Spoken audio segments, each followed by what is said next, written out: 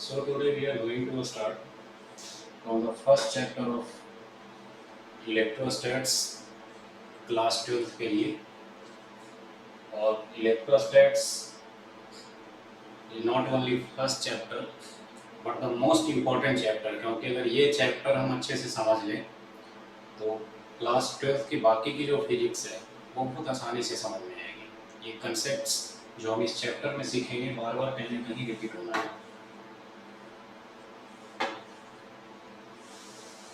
इस चैप्टर का नाम है इलेक्ट्रोस्टैटिक्स।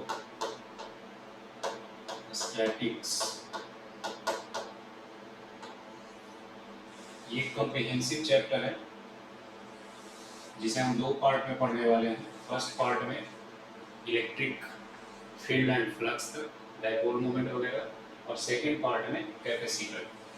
ये दोनों कंबाइंड करके इलेक्ट्रोस्टैटिक्स सीखा जाता है। इलेक्ट्रोस्टैटिक्स का सिंपल सा मीनिंग है study of interaction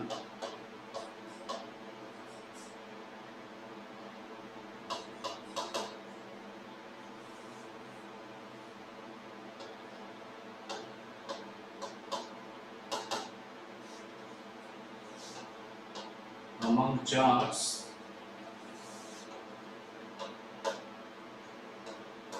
at rest। Charge जिसे अभी हम डिफाइन करने वाले हैं, समझने वाले हैं कि चार्ज किस टाइप का क्वांटिटी है, इसका क्या इंपॉर्टेंस है, ये किस तरीके से एक दूसरा क्वांटिटी जिसे मास करते हैं उसके साथ हमेशा एसोसिएटेड होता है। और उस चार्ज को जब कभी रेस्ट में रख करके इंटरेक्शन को स्टडी किया जाए, चार्ज मूव नहीं करेगा। अगर मूव करेगा भी तो वो म्यूचुअल इंटरेक्शन के कारण कर सकता है, मींस एक्सटर्नल फोर्स नहीं होगा कोई। और जब तक एक्सटर्नल फोर्स नहीं हो, आपको पता है क्लास 11th में आपने पढ़ा है लॉज ऑफ मोशन में, न्यूटन का सिंपली कहता है कि जब तक बाहर का कोई फोर्स नहीं लग रहा हो तब तक ऑब्जेक्ट का स्टेट वही माना जाता है। यानी दो चार्ज अगर रेस्ट में थे और म्यूचुअल इंटरेक्शन के कारण मूव कर रहे हैं तो उसे हम मोशन नहीं कंसीडर करेंगे, क्योंकि बाहर से कोई फोर्स नहीं लगा। ऑब्वियसली एक लेमैन लैंग्वेज में या लेमैन के लिए, नॉर्मल पीपल के लिए ये सुनने में थोड़ा अजीब लगेगा कि चार्ज मूव कर रहा है और कह रहे हो कि मोशन नहीं हो रहा है चार्ज का। एक्चुअली मोशन तब कंसीडर किया जाता है जब हमेशा उस बॉडी पर जो मोशन कर रहा है फोर्स एक्सटर्नल हो। So even if charge will move under mutual interaction, जैसे एक पॉजिटिव और एक नेगेटिव हम स्टडी करने वाले हैं कि ये दोनों एक दूसरे को अट्रैक्ट करेंगे, तो मान लो कि एक प्लस क्यू रहेगा और एक माइनस 10 क्यू रहेगा, तो ऑब्वियस सी बात है इसका 10 टाइम मैग्नीट्यूड है, ये क्या करेगा, ऐसे पुल करेगा अपनी तरफ, ऐसे फोर्स लगाएगा, है ना। बट इस फोर्स के कारण जो मोशन होगा उसके लिए हम ये नहीं कहेंगे कि अपना सिस्टम का चार्ज मूव कर रहा है। ओवरऑल जो सिस्टम होगा वो उसी स्टेट में माना जाएगा जिस स्टेट में वो पहले था। Means charge will be always at rest. आप कहेंगे चार्ज अगर मोशन में हो तो क्या होगा, क्या चार्ज मोशन में नहीं हो सकता? ऑब्वियसली हो सकता है। अगर दोनों चार्ज मोशन में हो, जैसे ये प्लस क्यू है और ये माइनस क्यू है, दोनों एक दूसरे की तरफ मूव करें या दोनों अपोजिट डायरेक्शन में मूव करें, या एक दूसरा की तरफ जाए और दूसरा उससे आगे जाए, यानी ऐसे और ऐसे मूव करें, तो इस केस में क्या होगा कि करंट कंस्टिट्यूट हो जाएगा। आपने क्लास 10th में पढ़ा है कि करंट को डिफाइन किया जाता है rate of flow of charge, QIT, correct? So whenever with respect to time charge will change its position, there will be current। means क्या होगा कि दो करंट के बीच में, फिर ये दो करंट कैरिंग कंडक्टर की तरह बिहेव करेंगे और वहां पे मैग्नेटिक फील्ड आ जाएगा। और इस चैप्टर का नाम है इलेक्ट्रोस्टैट्स। एक्चुअली इस चैप्टर में इलेक्ट्रिक फील्ड की बातें करने वाले हैं, राइट। सो ये सब चीजें देखेंगे हम बाद के चैप्टर में। जब कभी चार्ज मोशन में होगा तो वहां एक नया कंसेप्ट आ जाता है जिसका नाम है मैग्नेटिक फील्ड। फिलहाल इस चैप्टर में ओवरऑल चार्ज को रेस्ट में माना जाएगा। इवन इफ मूव कर रहा है तो आप F equal to ma apply कर सकते हैं, बट ये F एक एक्सटर्नल बॉडी के कारण लगना चाहिए, तब मोशन को कंसीडर किया जाएगा, करेक्ट। न्यूमेरिकल्स वगैरह करेंगे तो ये चीजें क्लियर हो जाएगी। तो फिलहाल हम लौटते हैं कि इसमें पढ़ना क्या क्या है हमें। इस चैप्टर में मेनली अपना फोकस होगा चार्ज के प्रॉपर्टी पर, चार्ज एंड its properties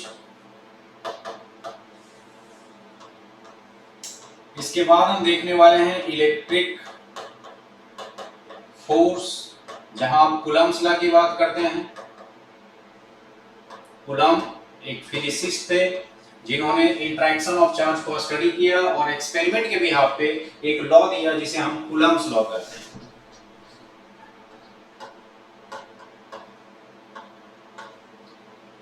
इसके बाद आप पढ़ेंगे इलेक्ट्रिक फील्ड, जैसे आपने ग्रेविटेशन चैप्टर में फोर्स के बाद फील्ड पढ़ा था, यहां पर आप पढ़ेंगे Gauss law.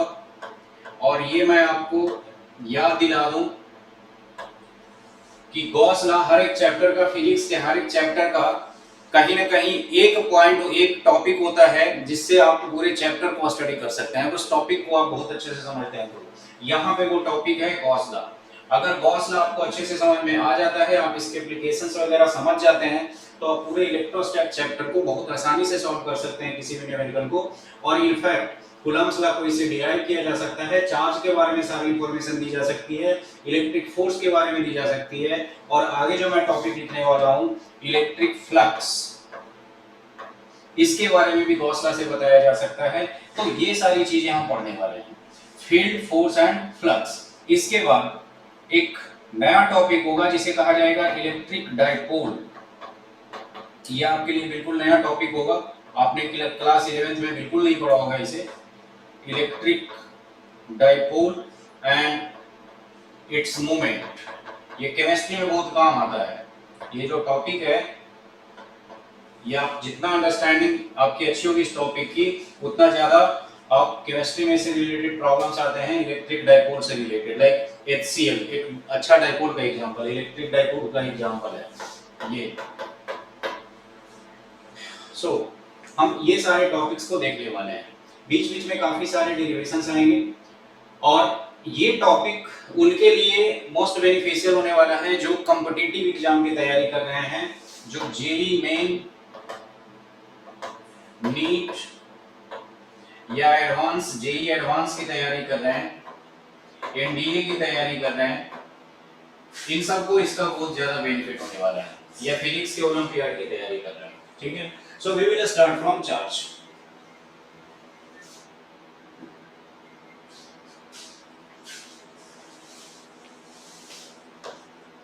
First of all charge, सवाल है कि चार्ज होता क्या है। चार्ज बेसिकली फंडामेंटल यूनिट तो नहीं, फंडामेंटल क्वांटिटी तो नहीं है, नहीं ये एक इंडिपेंडेंट टर्म है। चार्ज हमेशा मास के साथ एसोसिएटेड होता है और मास इंडिपेंडेंट है। आपने पढ़ा होगा क्लास 11th में कि 7 फंडामेंटल क्वांटिटी हैं टोटल। कितने फंडामेंटल क्वांटिटी हैं? 7 फंडामेंटल क्वांटिटी हैं टोटल।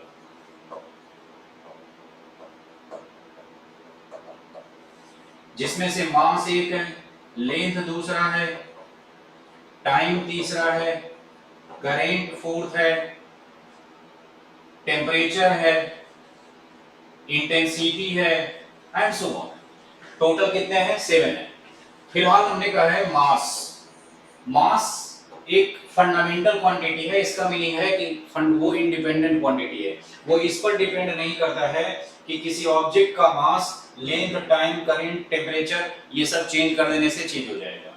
फॉर एग्जांपल, अगर इस पेन का मास समथिंग 10 ग्राम है या 50 ग्राम है, तो ये 50 ग्राम ही रहेगा, चाहे आप इसे आप 10 साल बाद आकर के देखो, प्रोवाइडेड इसमें किसी टाइप का कोई इसका किसी भी कंपोनेंट का लॉस नहीं होना चाहिए।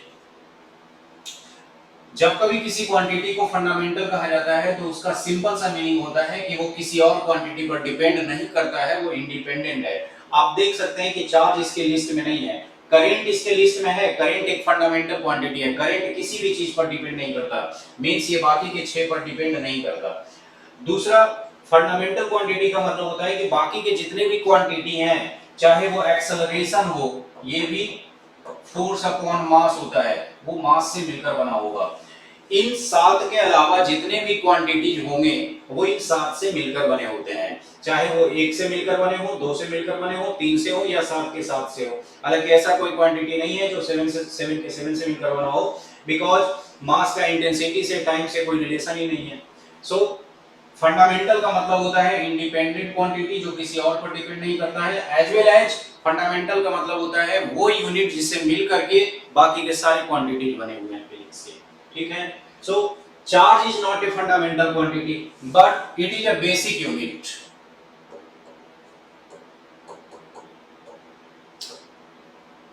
Charge is a basic unit always associated with mass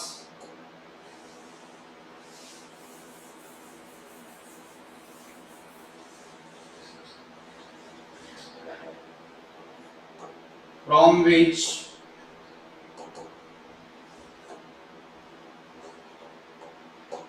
matter is made of।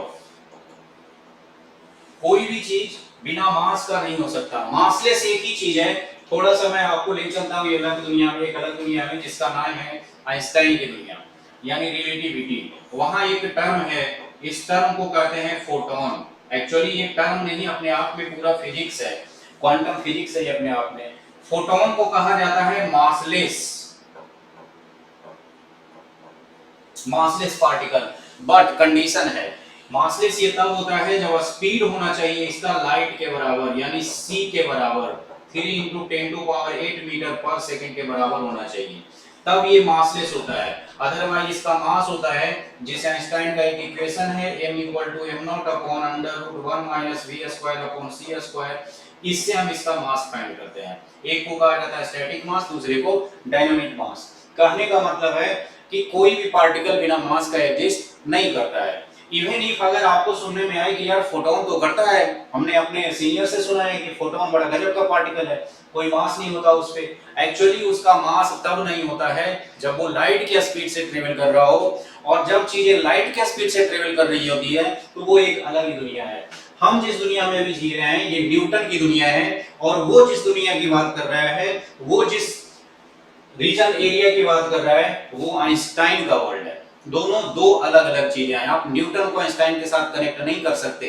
Newton में आज भी हम एरोप्लेन को ज्यादा से ज्यादा 800, 400, 600 मीटर पर सेकंड का, किलोमीटर पर आवर का स्पीड दे पाते हैं, जबकि आइंस्टाइन की दुनिया में जो आईसी चिप्स वगैरह होते हैं या न्यूक्लियर रिएक्शंस वगैरह होते हैं इतने ज्यादा फास्ट होते हैं, you can't compare that with the motion of car और aeroplane.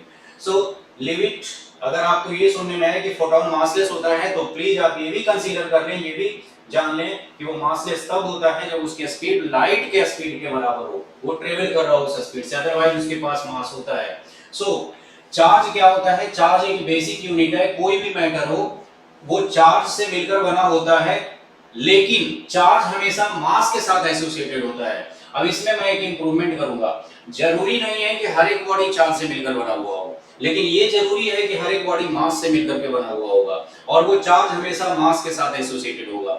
Means without charge mass is possible, but without mass charge is not possible. Means without charge body is possible, बिना charge का body हो सकता है, जिसे हम uncharged कहते हैं।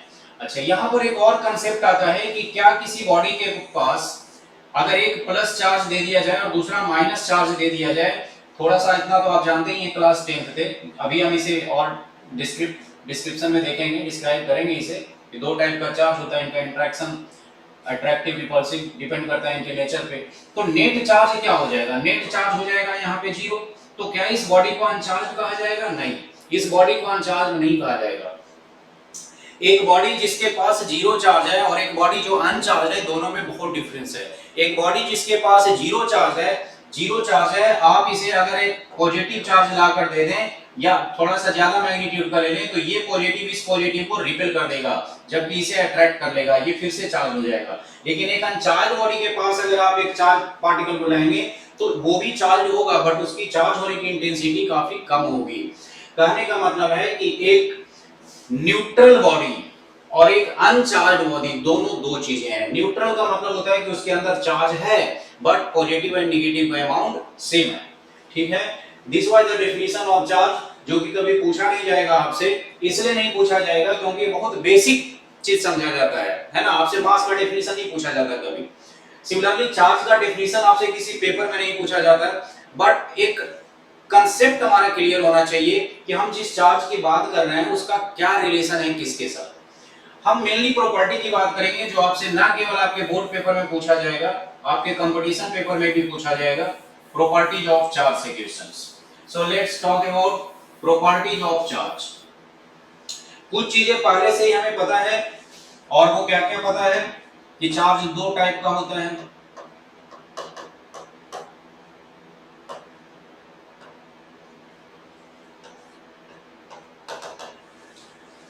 चार्ज कितने टाइप का होता है? दो टाइप का होता है। Charge is of two types. कौन कौन? Positive charge,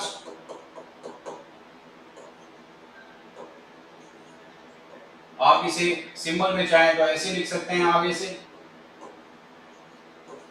and negative charge. अब ये पॉजिटिव चार्ज और निगेटिव चार्ज है क्या? Naturally there are two types of particle, one which है पॉजिटिव चार्ज, अदर विच है निगेटिव चार्ज। मैंने नेचुरली बोला है, आर्टिफिशियली भी क्रिएट किया जा सकता है। किसी बॉडी को पॉजिटिवली चार्ज किया जा सकता है, किसी बॉडी को निगेटिवली चार्ज किया जा सकता है। नेचुरली जो पार्टिकल्स अवेलेबल हैं, एक प्रोटॉन के पास जो चार्ज होता है वो होता है plus 1.6 into 10 to power minus 19 coulomb का, और ये कहलाता है पॉजिटिव चार्ज। एक प्रोटॉन के पास जो चार्ज होता है, एक इलेक्ट्रॉन के पास जो चार्ज होता है, अमाउंट उसका सेम होता है, मैग्नीट्यूड उसका सेम होता है, बस इसका नेचर अलग होता है। ये निगेटिव होता है 1.6 इंटू 10 का पावर माइनस 19 कूलम। कहने का मतलब है पॉजिटिव चार्ज वो चार्ज है जो एक प्रोटॉन के पास होता है, निगेटिव चार्ज वो चार्ज है जो एक इलेक्ट्रॉन के पास होता है।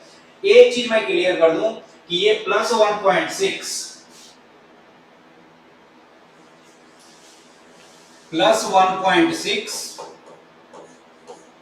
is always equal to minus 1.6 in magnitude, at least in physics. This is not mathematics, this is not number system कि minus 1.6 ठीक है कर्ज में चले गए, माइनस का मतलब हो गया डेब्ट में चले गया। नो, प्लस 1.6 और माइनस 1.6 दोनों एक ही चीज है, बस नेचर इनका अपोजिट है। अगर प्लस 1.6 किसी पार्टिकल को अट्रैक्ट करेगा तो माइनस 1.6 उसी पार्टिकल को उसी इंटेंसिटी से, आई मीन उसी फोर्स से, उसी एक्सेलरेशन से उस पार्टिकल को रिपेल करेगा। अगर plus attract minus repel, and everything will be same, only nature will be opposite. Done? कहने का मतलब है कि इलेक्ट्रॉन हमेशा प्रोटॉन के मैग्नीट्यूड में बराबर होता है। एक और पार्टिकल का नाम आपने सुना होगा न्यूट्रॉन, इस फिलहाल कोई काम का चीज नहीं है, वो एक न्यूट्रल बॉडी है। Correct? So the first property of charge is कि चार्ज दो टाइप का होता है ना। मैं इसी में ऐड कर देता हूं कि similar charge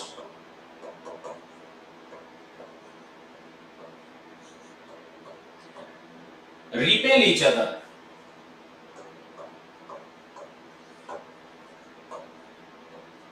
Similar charge repel each other while opposite charge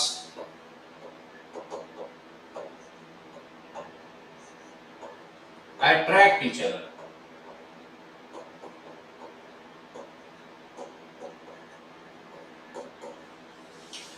consider करते हैं कि यहां पे दो चार्ज है, ये प्लस क्यू है और ये भी प्लस क्यू है।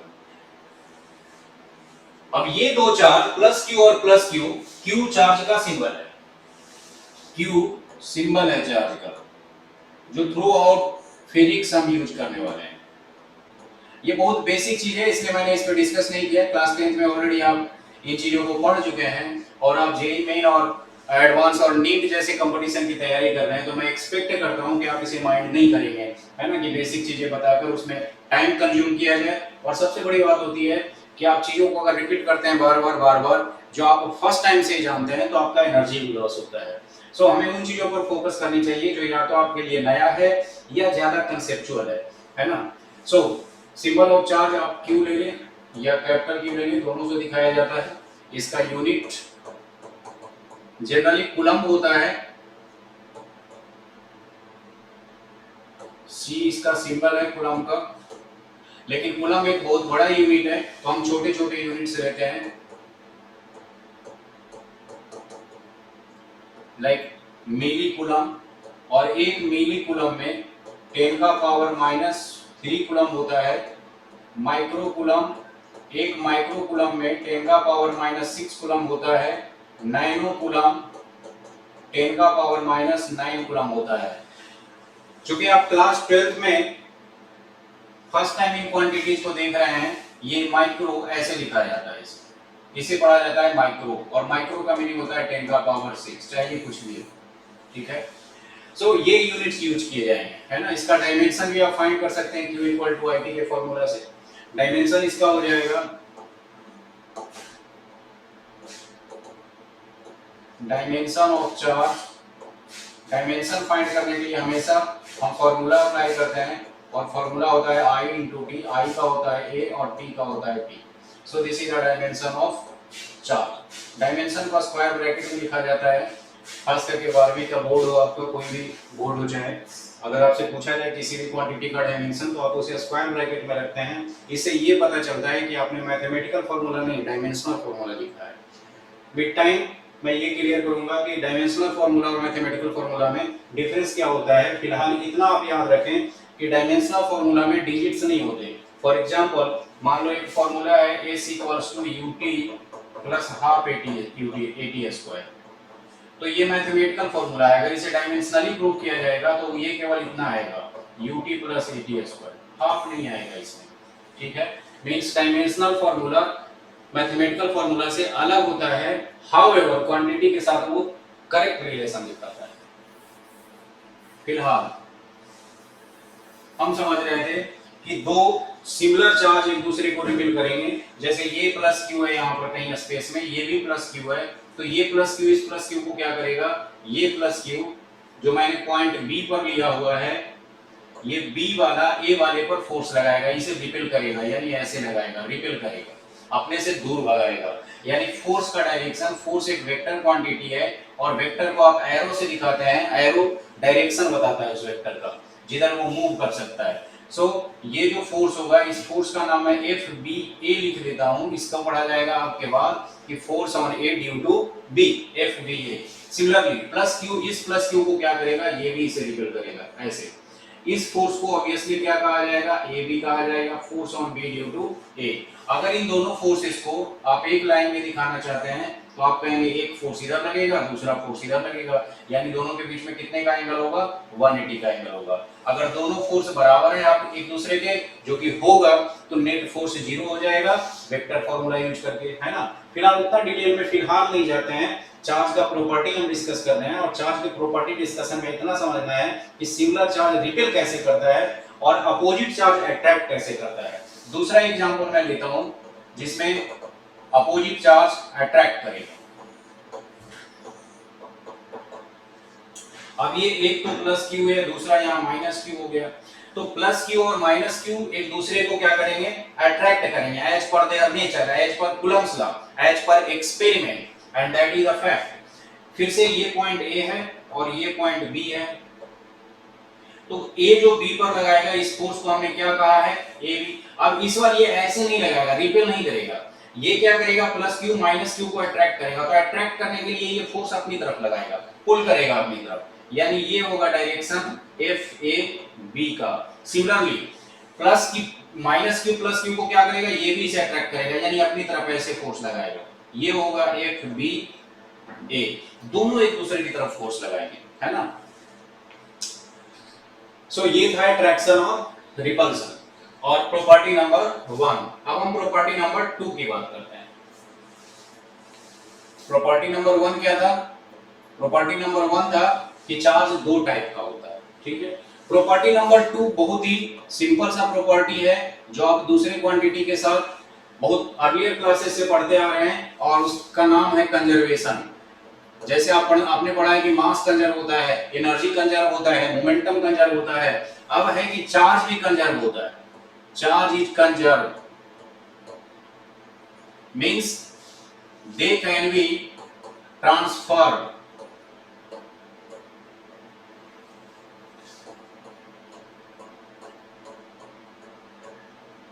but cannot be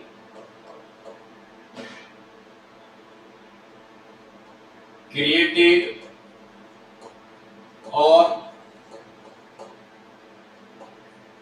destroyed। अब ये जो टर्म है ना कंजर्व, ये एक कॉम्प्रिहेंसिव टर्म है। सिंपल हम ये तो पढ़ देते हैं कि ये कंजर्व है, बट सवाल है कि कैसे कंजर्व है। फॉर एग्जांपल एनर्जी कंजर्व है, मास कंजर्व है। मैं बोल रहा हूं मेरी एनर्जी का तो लॉस हो रहा है, कहां एनर्जी कंजर्व है, मेरा एनर्जी तो लॉस हो रहा है। एक्चुअली जो एनर्जी लॉस हो रहा है वो कहीं ना कहीं सराउंडिंग में जा रहा है। तो हमें ये समझना चाहिए ये कंजर्वेशन टर्म ऑलवेज यूनिवर्स के लिए सही है, या तो यूनिवर्स के लिए सही है या आइसोलेटेड सिस्टम के लिए सही है। ऐसा सिस्टम हो जो आइसोलेटेड हो, जिसको बाकी किसी से मतलब ही नहीं हो, तब उसके सारे क्वांटिटीज कंजर्व होंगे। फिलहाल हमें ये समझना है कि हम जब कभी किसी क्वांटिटी को कंजर्व करते हैं, हमारा ये दो मतलब होता है कि या तो वो आइसोलेटेड हो, जो पॉसिबल नहीं है, कोई किसी से आइसोलेटेड नहीं है, कहीं ना कहीं कनेक्शन है ही उसका। दूसरा कि वो यूनिवर्स की बात कर रहा है कि ओवरऑल यूनिवर्स का वो क्वांटिटी कंजर्व है। तो जब हम यहाँ चार्ज की बात करते हैं तो हमारा मतलब यूनिवर्स से होता है या आइसोलेटेड से होता है। चार्ज को आप डिस्ट्रॉय नहीं कर सकते, क्रिएट नहीं कर सकते, मींस स्पेस में जाकर के, वैक्यूम में जाकर के एक स्पेस ट्रेवलर जो है वो वहां जाके चार्ज क्रिएट नहीं कर सकता, ना ही वहां वाले चार्ज को वो डिस्ट्रॉय कर सकता है, वो ट्रांसफर कर सकता है। वो एक सेटअप लगाएगा जिससे वो उस चार्ज को अर्थ पिला सकता है, अर्थ से चार्ज को ले जा सकता है, लेकिन वो क्रिएट या डिस्ट्रॉय नहीं कर सकता। ठीक है, this is conservation of charge. Property number third, property number third कहता है कि चार्ज इज क्वांटाइज्ड। अब ये जो कंसेप्ट आया है क्वांटाइज्ड का, ये यहां से आया है ट्रांसफर से। हमने कहा कि कैन बी ट्रांसफर्ड, तो सवाल है कि क्या कुछ लिमिट है इस ट्रांसफर का, या कोई कितना भी ट्रांसफर कर सकता है, मिनिमम या मैक्सिमम। देखो मैक्सिमम का तो कोई लिमिट कभी नहीं रहा है, लेकिन मिनिमम का लिमिट है। चार्ज इज क्वांटाइज्ड, ये मिनिमम ट्रांसफर से रिलेटेड है। इसका मतलब है, इसी में मैं मेंशन कर देता हूं कि that is the minimum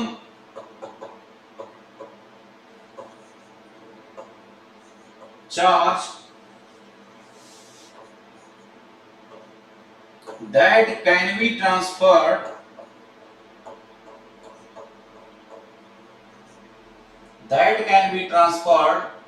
is fixed और लिमिटेड, मतलब इससे कम आप नहीं कर सकते।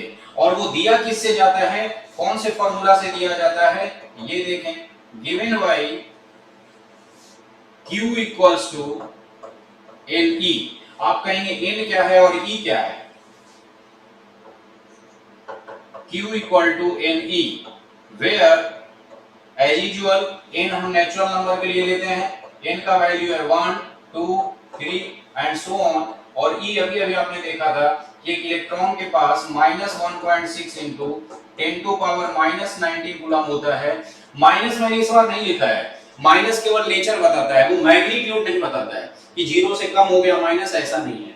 ठीक है, so Q equal to NE, this is the minimum charge that can be transferred. इससे कम चार्ज आप ट्रांसफर नहीं कर सकते।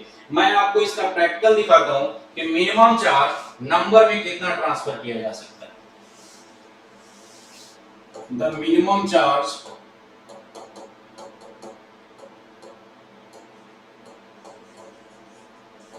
that can be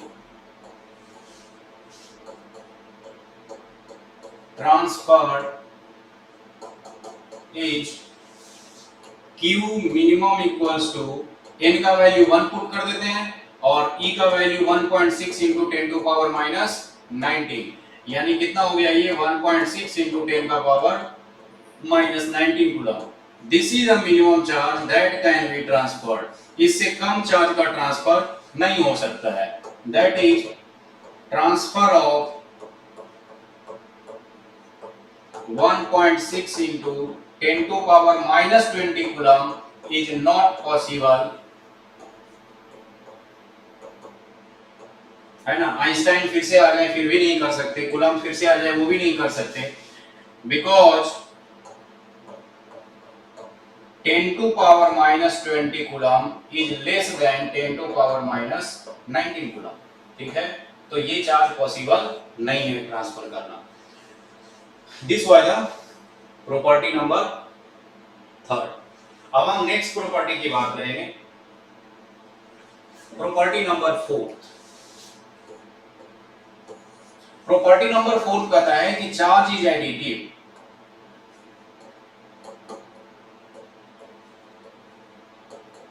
एडिटिव का मतलब होता है कि सिंपली अलजेब्रिकली जोड़ दो 1 + 2 3। इसका एक मीनिंग ये हो गया कि that is they are a scalar quantity having no direction, ठीक है। कहने का मतलब है कि मान लो स्पेस में यहाँ पर q चार्ज है, यहाँ पर -2q है, यहाँ पर 4q है, यहाँ पर -10q है, ठीक है।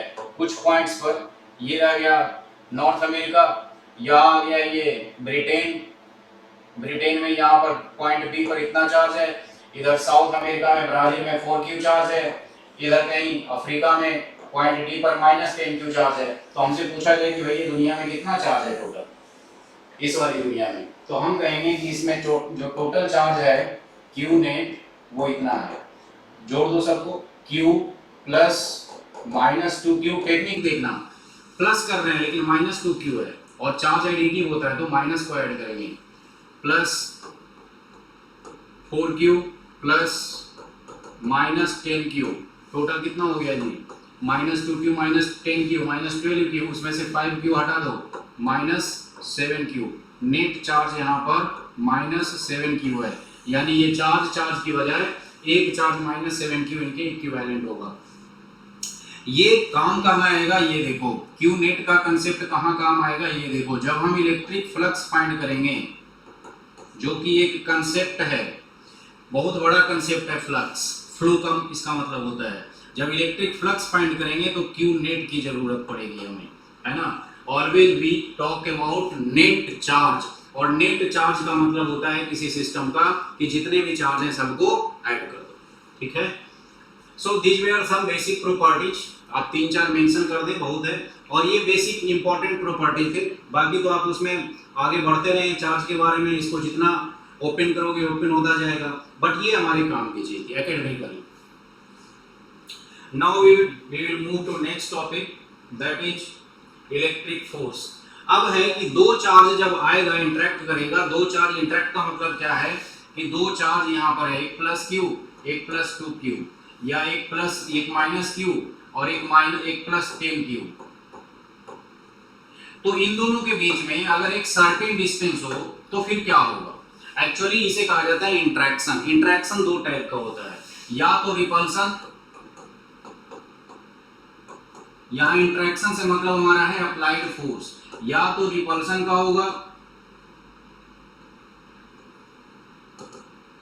या फिर अट्रैक्शन का होगा। और मास और चार्ज में यही अंतर है, मास हमेशा अट्रैक्ट करता है। याद करो न्यूटन्स का gravitational law, F = G m1m2/r²। Similarly अभी हम एक रूल देखेंगे, ये ग्रेविटेशन का था, मैं G लिख देता हूं। अभी हम रूल देखेंगे जो इलेक्ट्रिक के लिए होगा, पैटर्न सेम रहेगा, G की जगह एक टर्म लिखेंगे K, m1m2 की जगह लिखेंगे Q1 Q2, R की जगह लिखेंगे r²। वहां मास पॉइंट मास होता था चाहे अर्थ ही क्यों ना हो, यहाँ चार्ज पॉइंट चार्ज हुआ करेगा चाहे पूरा यूनिवर्स ही चार्ज बॉडी क्यों ना हो। हम इस पॉइंट मास को भी, पॉइंट चार्ज को भी समझेंगे कि क्या इसका कंसेप्ट है। G वहां पे यूनिवर्सल कांस्टेंट था, K यहाँ पर यूनिवर्सल कांस्टेंट नहीं है, R दो मास के बीच का सेपरेशन है, यहाँ R दो चार्ज के बीच का सेपरेशन है।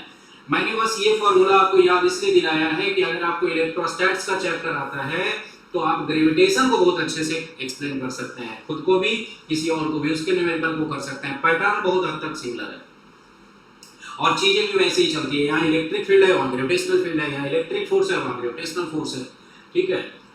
सो जो अपना अटेंशन है, अटेंशन पॉइंट है, वो है इलेक्ट्रिक फोर्स, हम इसमें इंटरेस्टेड नहीं है। हाँ, बस इतना जान लें कि ग्रेविटेशनल फोर्स हमेशा अट्रैक्शन का होता है, जबकि इलेक्ट्रोस्टैटिक फोर्स अट्रैक्शन का भी हो सकता है जब चार्ज नॉन सिमिलर हो, या रिपल्सन का भी हो सकता है जब चार्ज सिमिलर हो, या तो दोनों निगेटिव हो। ठीक है, इस फॉर्मूला को हम डिराइव बाय एक्सपेरिमेंट जो कूलम्ब ने किया था उससे समझेंगे। फिलहाल पॉइंट चार्ज का कंसेप्ट हम देखते हैं कि चार्ज और पॉइंट चार्ज क्या है। देखो, जब हम सिंपली चार्ज करते हैं तो हम इसके डायमेंशन की बात नहीं करते हैं। जैसे एक बॉडी है, कोई, मैं खुद एक बॉडी हूं, है ना, मैं भी एक चार्ज बॉडी हूं। चार्ज बॉडी इसलिए हूं क्योंकि अगर मैं 100 करंट का लाइव वायर में कैच करूं, you know what will happen. So I am a charge body, but when we talk about point charge, तो हमारा मतलब होता है कि उस चार्ज बॉडी का डायमेंशन इतना कम है कि उसे नेग्लेक्ट किया जा सकता है with respect to the distance either the charge will travel और between two charge. Means consider करो, मेरे पास एक बड़ा सा स्फीयर है और इसके पास कुछ चार्ज है प्लस क्यू। मेरे पास एक टेढ़ा मेढ़ा सा पैकेट है और इसमें भी चार्ज है प्लस 2q। अब सपोज इसका सेंटर मैं यहां डिफाइन कर देता हूं, इसका सेंटर मैं यहां डिफाइन कर देता हूं, और इनके बीच का डिस्टेंस है 1 सेंटीमीटर। ठीक है, अब ये 1 सेंटीमीटर अगर इनके खुद के डायमेंशन से, इनका खुद का डायमेंशन मान लो 1 माइक्रोमीटर हो, है ना, मैं ओवरऑल डायमीटर की बात, ये सरकमफेरेंस की बात कर रहा हूं, और इसका भी डायमेंशन 1 माइक्रोमीटर हो, दोनों बराबर बड़ा हो, यानी 10 का पावर -6 मीटर हो, और ये भी 10 का पावर -6 मीटर हो। जबकि ये हमने लिया है, थोड़ा सा बड़ा कर देते हैं, 10 सेंटीमीटर कर देते हैं। ठीक है, इसे या 1 मीटर कर देते हैं। 1 मीटर का मतलब हो जाता है 100 मीटर, यानी 10 का power 2 metre. And you can see कि 10 का power 2 metre is not only greater, much greater than 10 to power -6। तो जब कभी ऐसा केस होगा तो ये पॉइंट चार्ज कहलाएंगे, ये पॉइंट चार्ज कहलाएंगे। और इन जनरल ऐसा ही केस होता है। इलेक्ट्रोस्टैटिक फोर्स ग्रेविटेशनल फोर्स से स्ट्रेंथ में ज्यादा होता है। कहने का मतलब है कि अगर दो बॉडी, एक बॉडी ए है, इसके पास मास m1 है, चार्ज q1 है, और इसके पास b के पास मास m2 है और चार्ज q2 है, तो दोनों फोर्स काम करेगा, Fg भी काम करेगा, Gm1 m2 upon r square, as well as Fe भी काम करेगा, K q1 q2 upon r square. अब सवाल ये है कि इन दोनों में से बड़ा कौन होगा, एक्चुअल में कौन काम करेगा? क्या दोनों काम करेगा? काम तो दोनों करेगा, लेकिन डिक्टेट कौन करेगा, एडमिनिस्ट्रेट कौन करेगा इसके मोशन को या म्यूचुअल इंटरेक्शन को? वो करेगा इलेक्ट्रोस्टैटिक। जनरली पूरे ब्रह्मांड में, यूनिवर्स में 3 फोर्स हैं, वैसे उन 3 को हम 4 में डिवाइड कर सकते हैं। मेरा मतलब है न्यूक्लियर को हम स्ट्रॉन्ग और वीक कहते हैं। सबसे स्ट्रॉन्ग न्यूक्लियर होता है, उसके बाद इलेक्ट्रोस्टैटिक होता है, और सबसे कमजोर ग्रेविटी होता है। इसका लाइव डेमोन्स्ट्रेशन आप देख सकते हैं कि मैं इस पेन को ग्रेविटी के अगेंस्ट बिना कोई बहुत ज्यादा एफर्ट लगाए उठा सकता हूं। देखो ग्रेविटी के अगेंस्ट, है ना। बट इस पेन को मैं न्यूक्लियस में डिवाइड नहीं कर सकता, उसके लिए बहुत स्ट्रॉन्ग फोर्स लगाना पड़ेगा न्यूक्लियस साइज में लाने के लिए इसे। सो सबसे कमजोर, सबसे वीक फोर्स होता है ग्रेविटेशनल, और सबसे स्ट्रॉन्ग होता है इलेक्ट्रोस्टैटिक। यानी दो बॉडी जिसके पास मास और चार्ज दोनों है, चार्ज का फोर्स डिक्टेट करेगा उनके रिलेशनशिप को, right. So we were to understand the point charge, कि पॉइंट चार्ज होता क्या है। तो पॉइंट चार्ज वो चार्ज होता है जिसका खुद का dimension distance between two charge के रिस्पेक्ट में नेग्लिजिबल हो।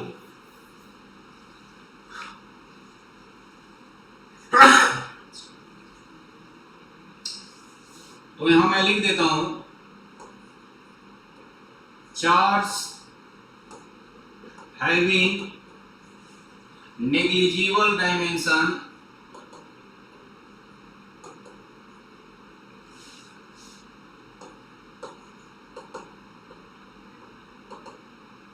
when compared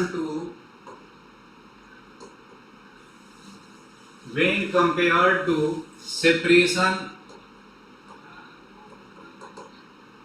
between them.